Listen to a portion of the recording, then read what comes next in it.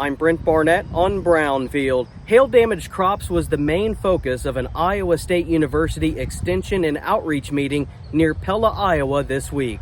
Brownfield Ag News files this on-the-ground report. And then we also have fields that have what I would call pretty minor hail damage, just some tattering of those upper leaves.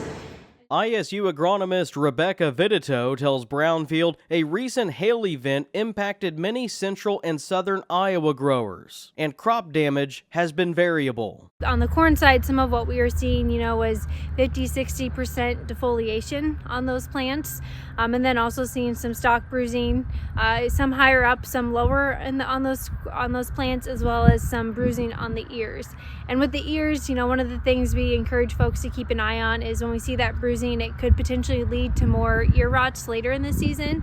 And with those ear rots, we could potentially see mycotoxins. So just encouraging people to keep scouting their fields. It's too early to say today what ear rots will show up, but just, depending upon the weather that we have, keeping an eye on those fields. So if we do see something, we don't want to add insult to injury later in the season. ISU agronomist Meaghan Anderson says farmers across the country that have experienced damaging weather challenges need to scout consistently heading into fall. It's going to be very difficult, I think, to make any kind of broad brush estimation as to how much yield loss there is or what kind of effect this is going to have on the crop because of the variation in growth stages, the variation in the level of damage, and the large area that it covered. But there is quite a bit of injury in some fields. The biggest thing is just making sure that you keep an eye on this crop and you have an idea of what you intend to do with it at the end.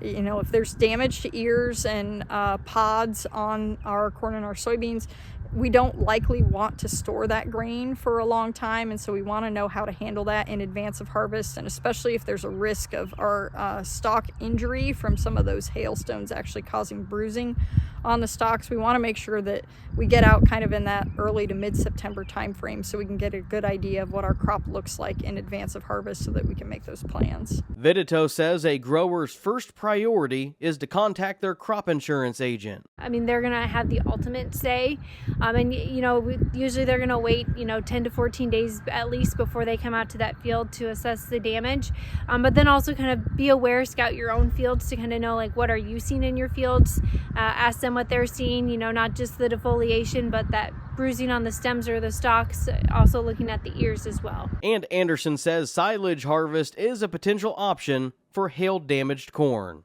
I'm Brent Barnett, Brownfield.